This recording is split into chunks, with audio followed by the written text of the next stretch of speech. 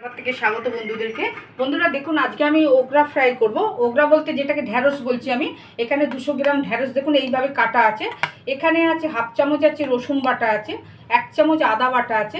এখানে পরিমাণ মতন আমি নুন দিয়ে দিচ্ছি ঢ্যাঁড়সের মধ্যে। আচ্ছা, এখানে হলুদ দিচ্ছি পরিমাণ মতো, লঙ্কা গুঁড়ো দিচ্ছি 1 চামচ,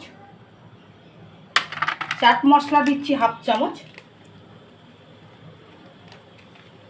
দিয়ে এটাকে প্রথমে আমি করছি, একটু মিক্স করে নিচ্ছি।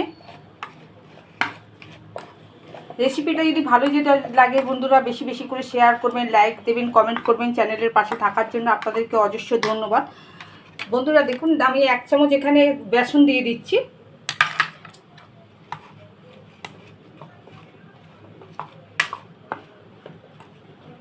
ওগরাটা মাখানো হয়ে গেছে। এখানে সাদা তেল দিয়েছি কড়াইতে। গ্যাসটা একটু সিমে করে নিচ্ছে। আপনারা যদি পারেন এতে কর্নফ্লাওয়ারও দিতে পারেন, যেহেতু আমি কর্নফ্লাওয়ার নেই বলে আমি যার জন্য এর জন্য বেসন দিয়ে দিয়েছি। আপনারা আমার চ্যানেলের পাশে থাকার জন্য আপনাদেরকে অজস্র ধন্যবাদ বন্ধুরা।